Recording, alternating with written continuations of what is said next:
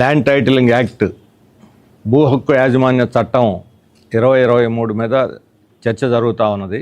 ఈ భూ యాజమాన్య హక్కుల చట్టం అనేది వాస్తవానికి కార్పొరేట్ కంపెనీల కోసం తీసుకొచ్చిన చట్టం.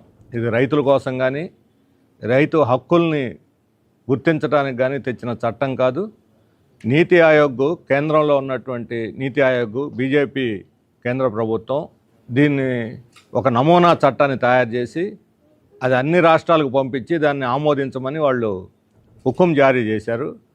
దాని ప్రకారం ఎవరైనా సరే ఒక ల్యాండ్ ఓనరు ఇది నాదే ఈ భూమి అని రుజువు చేసుకోవటానికి అవసరమైన పత్రాలు, ఆధారాలు అన్నీ సంబంధిత కమిటీకి సబ్మిట్ చేస్తే ఆ కమిటీ దాని మీద ఏమైనా వివాదాలు ఉంటే తీసుకొని 2 సంవత్సరాల తర్వాత శాశ్వత హక్కు పట్టాన్ని జారీ చేస్తారట. దాన్ని మన రాష్ట్ర ప్రభుత్వం ముందు వెనక చూడకుండా మోడీ నుంచి వచ్చిన ఆదేశం అనుకొని దాన్ని యథావిధిగా ఇక్కడ ఆమోదించింది. ఈరోజు ఈ ల్యాండ్ టైటిలింగ్ యాక్ట్ తీసుకొచ్చి రైతుల భవిష్యత్తును దెబ్బ కొట్టడంలో బీజేపీ, వైసీపీ ఇద్దరూ తోడు దొంగలుగా వ్యవహరించి ఈరోజు రైతుల భూముల్ని ఆకాశంలో పెట్టి వాళ్ళ హక్కుల్ని ఎటువంటి భద్రత లేనటువంటి పరిస్థితిని తీసుకొచ్చారు. దానికి బీజేపీ, వైసీపీ ఇద్దరు బాధ్యత వహించాలి.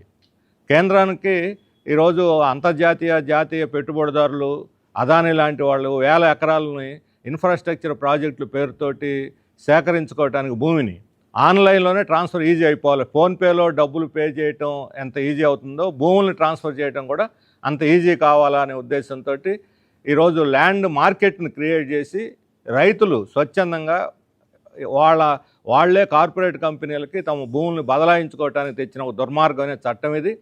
3 వ్యవసాయ చట్టాలని, నల్ల చట్టాలని రైతులు సంవత్సరం పాటు పోరాడి తిప్పికొట్టిన తర్వాత ఇక గతిలేని పరిస్థితిలో దాన్ని ఉపసంహరించుకొని ఈరోజు దొడ్డిదారిన ల్యాండ్ టైటిలింగ్ యాక్ట్ పేరుతోటి ఈరోజు రైతుల భూముల్ని కార్పొరేట్ కంపెనీలు కాజేయటానికి ఈ రకమైనటువంటి ఎత్తుగడ వేశారు. రైతుల భూములే కాదు, పట్టణాల్లో ఉన్నటువంటి ప్రభుత్వ భూముల్లో ఇళ్ళు వేసుకున్నటువంటి వాళ్ళు, లేకపోతే పోరంబోకలు ఇళ్ళు వేసుకున్న, కాలువ గట్టు మీద ఇళ్ళు వేసుకున్న వాళ్ళు, ఎలాంటి టైటిల్స్ ఉండో వాళ్ళందరిని కూడా ఈరోజు రాబోయే రోజుల్లో సుందరీకరణ పేరుతో కార్పొరేట్ కంపెనీలకి అప్పుచెబుతారు. అలాగే ఈ డిస్ప్యూట్లో ఉన్నటువంటి భూములన్నింటిని కూడా డిస్ప్యూట్ వాళ్ళు నిరూపించుకోలేకపోతే కోర్టుల చుట్టూ, గవర్నమెంట్ ఆఫీస్ చుట్టూ తిరగాలి, హైకోర్టుకు పోవాలి, సివిల్ కోర్టు చెల్లదు. అటువంటి పరిస్థితుల్లో ఈ అధికార పార్టీ నాయకులు లేదా ల్యాండ్ మాఫియాలు రంగంలో దిగి వాళ్ళు అదిరించి బెదిరించి భూముల్ని తాము స్వాధీనం చేసుకొని అధికారులు తమ పలుకుబడిని ఉపయోగించి ల్యాండ్ టైటిల్ తమ పేరుతో మార్చుకోవడానికి కూడా అవకాశం ఉంది. అన్నిటికన్నా ముఖ్యమైనది ఈరోజు ఏజెన్సీ ప్రాంతంలో ఉన్నటువంటి గిరిజనులకు అటవీ హక్కు చట్ట ప్రకారం సంక్రమించినటువంటి పొడు భూముల మీద పట్టాలు కానీ 170 చట్ట ప్రకారం ఈరోజు వాళ్ళకి రావాల్సిన భూముల్ని, గిరిజనులకు రావాల్సిన భూములు అనేకం అన్యాక్రాంతం ఉన్నాయి గిరిజనేతర భూస్వాముల చేతుల్లో. ఈ గిరిజనేతర భూస్వాములు రకరకాల పద్ధతుల్లో వాళ్ళు భూములు పట్టాలు, రికార్డులు, దొంగ సర్టిఫికేట్లు పెట్టి సేకరించి అధికారులను లొంగ తీసుకొని సేకరించి మావే అని క్లైములు పెట్టి కోర్టులు గిరిజనులు తిప్పుతున్నారు. గిరిజనులు వాటి కోసం వేలాది ఎకరాల మీద గిరిజనుల పోరాటాలు నడుస్తూ ఉన్నాయి. ఈ తప్పుడు రికార్డుల ఆధారంగా రేపొద్దున ఈ టైటిల్ వీళ్ళవే అని చెప్పి వీళ్ళు తీర్పు ఇస్తే ఇక హైకోర్టుకు పోయి తేల్చుకోవాలి తప్ప ఎక్కడ తేల్చుకోవడానికి అవకాశం లేదు. అందువల్ల గిరిజనులు తీవ్రమైనటువంటి అన్యాయానికి గురవుతారు. ఇంత దుర్మార్గమైనటువంటి చట్టాన్ని ఈరోజు ప్రజల మీద రుద్ది దీనికి నువ్వు కారణం అంటే నువ్వు కారణమని వైసీపీ, టీడీపీలు ఒకరొకరు బహిరంగ నిందించుకుంటూ ప్రజల్ని అయోమయానికి గురి చేస్తున్నారు. అందువల్ల మా పార్టీ దీన్ని తక్షణం ఉపసంహరించుకోవాలి. ప్రజల మధ్య చర్చ పెట్టి గ్రామ సభలు పెట్టి ప్రజల అభిప్రాయం తీసుకున్న తర్వాతే ఏవైనా చేయాలి. ఏదైనా డిస్ప్యూట్ మొత్తం భూమిలో 20% డిస్ప్యూట్ ఉంటుంది, 80% డిస్ప్యూట్ లేదు. 20% డిస్ప్యూట్ ప్రత్యేకమైన ట్రిబ్యునల్ పెట్టండి. ఆ ట్రిబ్యునల్ గ్రామ సభలు నిర్వహించి గ్రామ సభల ద్వారా వివాదాలని పరిష్కరిస్తే చాలా త్వరగా అయిపోతుంది. కోర్టుల చుట్టూ తిరగాల్సిన అవసరం కూడా లేదు. దీనికి బదులుగా ఈరోజు పెద్ద చట్టం చేసి ఒక ల్యాండ్ అప్పలేట్ అథారిటీని వేసి వాళ్ళ చుట్టూ తిరిగి ఎప్పటికీ అవుతుంది, ఏమవుతుంది అంటే వివాదాల పరిష్కారం పోయి కొత్త వివాదాలు సృష్టించడానికే ఈ ల్యాండ్ టైటిలింగ్ యాక్ట్ ఉపయోగపడుతుంది. రైతుల యొక్క గతి లేక ఈ వివాదాలు ఇరుక్కొని నష్టపోయాకన్నా వదిలించుకుంటే పోతుంది అనే దీంతో ఒక దుష్టబుద్ధితో తెచ్చినటువంటి పథకం. అందువల్ల బీజేపీ, వైసీపీ ఇద్దరు కూడా బీజేపీ దీనికి పెద్ద ప్లాన్ వేస్తే, దుష్ట పథకం రూపొందిస్తే ఆ పథక రచనను అమల్లో పెట్టింది వైసీపీ. ఏ రాష్ట్రం కూడా దీన్ని అమలు చేయలేదు. అంతకుముందు మహారాష్ట్ర చట్టం తెచ్చింది, ఇక తర్వాత ఎవరూ చేయలేదు. అందరికన్నా ముందు నేనే మొనగాడిని, నేనే మోడీకి అత్యంత వినయ విధేయతలు కలిగినటువంటి వాడిని అని చెప్పి నిరూపించుకోవటం కోసంగా దీన్ని ముందు వెనక చూడకుండా గుడ్డిగా దీన్ని ఆమోదించి ఈరోజు కుడితిలో పడ్డ ఎలుకలాగా వైసీపీ వాళ్ళు గెలగల కొట్టుకుంటున్నారు. అదే సమయంలో దీన్ని ఉపయోగించుకొని, ఈ వివాదాన్ని ఉపయోగించుకొని బీజేపీ అసలు దొంగని దాచిపెట్టడానికి తెలుగుదేశం వాళ్ళు ప్రయత్నం చేస్తున్నారు. ఈరోజు అసలు నేరస్తుడు బీజేపీ. తెలుగుదేశం బీజేపీ గురించి మాట్లాడట్లా. బీజేపీ వాళ్ళు ఏమో తేలుకుట్టిన దొంగలాగా ఉన్నారు. ఆ చట్టం చేసినటువంటి వాళ్ళు, దీని మీద రుద్దినటువంటి వాళ్ళు, జనం మీద రుద్దిన వాళ్ళు రహస్యంగా ఇది రాష్ట్రాలకు పంపించి చట్టం చేయమని చెప్పడమే ఒక తప్పుడు విధానం. అందుకని ఈ తెలుగుదేశం వాళ్ళు బీజేపీ నిలదీయాలి. నువ్వు ఎన్డీఏ వస్తే దీన్ని మేము ఉపసంహరించుకుంటామని చెబుతున్నాం. ఆ ఎన్డీఏలో ముఖ్య నాయకత్వం ఇస్తున్న బీజేపీ, ఎన్డీఏకి నాయకత్వం ఇస్తున్నటువంటి బీజేపీ ఏ రకంగా వాళ్ళు దీన్ని రద్దు చేస్తారు? తెచ్చిన వాళ్ళే రద్దు చేస్తారా? అట్లా రద్దు చేసే పని ముందు బీజేపీ ప్రకటించాలి, మేము అధికారంలోకి వస్తే దీన్ని రద్దు చేస్తాము అని బీజేపీ చేత ప్రకటన ఇప్పించండి. అప్పుడు మీరు మీ ఎన్డీఏ వాగ్దానానికి విలువ ఉంటుంది. ఎన్డీఏ తరఫునే చంద్రబాబు నాయుడు గారు వాగ్దానం చేశారు, ఎన్డీఏ అధికారంలోకి వస్తే దీన్ని రద్దు చేస్తామని చెప్పారు. ఏ ఎన్డీఏ అయితే ఈ చట్టాన్ని తెచ్చి మన రాష్ట్రం మీద రుద్దిందో ఆ ఎన్డీఏ దీన్ని రద్దు చేస్తామని చంద్రబాబు చెప్పడం విలువ లేదు, దాని మాటకే విలువ లేదు. ఆ మాట చెప్పాల్సింది బీజేపీ, దానికి నాయకత్వం వస్తుంది బీజేపీ, దాని నేరస్తురారు బీజేపీ. ఇది ల్యాండ్ టైటిలింగ్ యాక్ట్కి సంబంధించినటువంటి విషయం.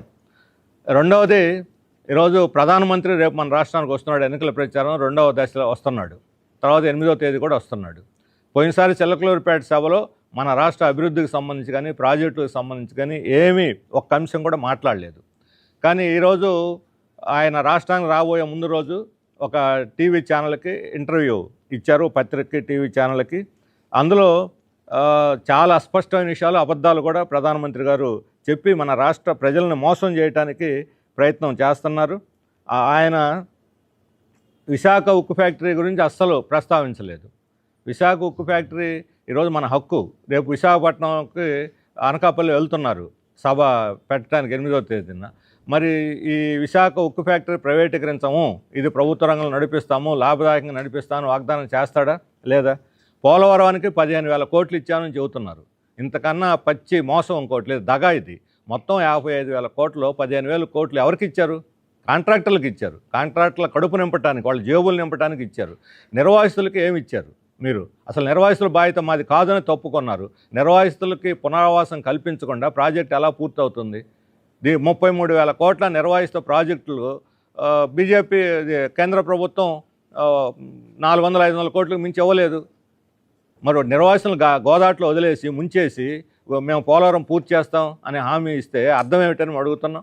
వీళ్ళు ఇచ్చిన 15,000 కోట్లు కాంట్రాక్టర్లని జేబులు నింపడానికి తప్ప అసలు లక్షల మంది గిరిజనుల్ని నీటిలో గోదావరిలో ముంచేస్తున్నారు. వాళ్ళని ఉద్ధరించడానికి ఒక పైసా కూడా ఇవ్వలేదు. తీవ్రమైన అన్యాయం గిరిజనులకి మోడీ చేశాడు. దాని మీద ఆయన సంజాయిషి ఇవ్వాల్సిన అవసరం ఉంది.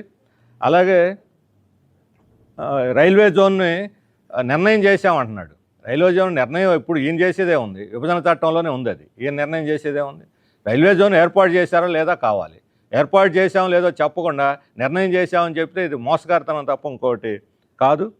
అలాగే పారిశ్రామిక కారిడార్కి కసరత్తు చేస్తున్నాడు, పరిశ్రమలు పెట్టడానికి 10 ఏళ్ళు పట్టిద్దా ఆయనకి కసరత్తు చేయడానికి? పారిశ్రామిక కారిడార్ని కసరత్తు చేస్తాడట, కోస్తా కారిడార్ని. ఎంతకాలం కసరత్తులు చేస్తారు? ఉబ్బిపోతాయి కండలు కసరత్తు చేసే కొద్దీ. కానీ రాష్ట్రానికి జరిగే మేలు మాత్రమే లేదు. 10 ఏళ్ల పాటు నిర్లక్ష్యం చేసి ఒక పరిశ్రమ ఇవ్వకుండా, ఒకరికి ఉద్యోగం ఇవ్వకుండా ఈరోజు మేము కసరత్తు చేస్తున్నాం పారిశ్రామిక కారిడార్ లాగా. ఢిల్లీ, అహ్మదాబాదు, గాంధీనగర్, దీన్ని బొంబాయి, ఢిల్లీ కారిడార్ లాగా దీన్ని డెవలప్ చేస్తామని చెప్పి మాయమాటలు చెప్తే జనం మోసపోరు. అలాగే వెనుకబడిన జిల్లాలకి 9 జిల్లాలకి 2,250 కోట్లు ఇచ్చామని చెబుతున్నాడు. 10 ఏళ్లలో 2,250 కోట్లు 9 జిల్లాల కంటే జిల్లాకి సంవత్సరానికి 25 కోట్లు. ఇదే ఆయన చేసే సహాయం. దీన్ని పెద్ద భూతాదం. అది కూడా మొదటి 4 ఏళ్ళు ఇచ్చి ఆ తర్వాత వెనక్కి తీసేసుకున్నారు. 5వ ఏడు వెనక్కి తీసేసుకున్నారు. ఇచ్చిన డబ్బులు వెనక్కి తీసుకున్నారు. ఈరోజు ఏ జిల్లాకి ఇవ్వట్లా. కేంద్రం యొక్క వెనుకబడిన ప్రాంతాలు, కేంద్రం నిధులు అనేవి ఏ జిల్లాకి ఈరోజు ఇవ్వటం లేదు. ఎప్పుడో 5-6 ఏళ్ల క్రితం ఇచ్చిన నిధుల్ని ఈరోజు ఇచ్చామని చెప్పి బడాయి పోవటం అనేది సిగ్గుచేయటం అనేటువంటి విషయం. అలాగే రాజధాని గురించి ఇక్కడ మనం రాజధాని రేపు విజయవాడ వస్తున్నాడు ఎల్లుండి 8వ తేదీ. రాజధాని గురించి ఏం చెబుతారు? ఆంధ్రప్రదేశ్ 3 రాజధానులని జగన్మోహన్ రెడ్డి రాజధాని లేకుండా చేస్తే మీ రాజధాని ఎక్కడ అని కేంద్ర అధికారులు ప్రశ్నిస్తుంటే, రిజర్వ్ బ్యాంక్ లాంటి సంస్థలు ప్రశ్నిస్తూ ఉంటే కేంద్రం ఏం చేస్తున్నది? కేంద్ర ప్రభుత్వ సంస్థలు ఇక్కడ ఒక్కడ కూడా నిర్మాణం చేయలేదు. రాజధాని నిర్మాణం అనేది రాష్ట్రం ఇష్టం అని చెప్పి వదిలేశారు. అంటే దాని అర్థం మన రాష్ట్రానికి ఇక్కడ వచ్చి ఇక్కడ ప్రారంభోత్సవం చేసిన ప్రధానమంత్రి చివరికి మనకు రాజధాని లేకుండా చేసి ఇప్పుడు ఏం ముఖం పెట్టుకొని విజయవాడ సభలో ప్రజలతో మాట్లాడతారని చెప్పి చెబుతున్నాం. ఇక్కడ అసలు ఈ రాష్ట్రంలో ప్రజలకి ద్రోహం చేసినటువంటి బీజేపీకి మాట్లాడే హక్కు కూడా లేదు. ఇప్పుడు మాదిగలకి మేము న్యాయం చేస్తామంటున్నాడు. ఇది కూడా పచ్చి మోసం. ఈ రిజర్వేషన్లు కేటగరైజేషన్ ఇష్యూ ఈరోజు కోర్టులో ఉంది. కోర్టులో వాళ్ళ లాయర్లను పెట్టి దాన్ని ముందు సెటిల్ చేయాలి. కోర్టులో సెటిల్ చేయకుండా ఒక కమిటీ వేసి వీళ్ళతోటి ఈ సంఘాలతో చర్చిస్తూ ఉంటున్నాడు. వీళ్ళ కంటి తుడుపు కోసం తప్ప, మోసం చేయటం తప్ప మాదిగల్ని ఇది ఏమాత్రం కూడా ఇందులో వాస్తవం లేదు. ఈ కమిటీ వేసి కంటి తుడుపు చర్యగా మోసం చేసేటువంటి దీన్ని మాదిగలు అందరూ కూడా దళితులు తిరస్కరించాలి. ఇలాంటి మాయ మాటలు వాళ్ళలో పడొద్దు అని చెప్పి మేము విజ్ఞప్తి చేస్తూ ఉన్నాం.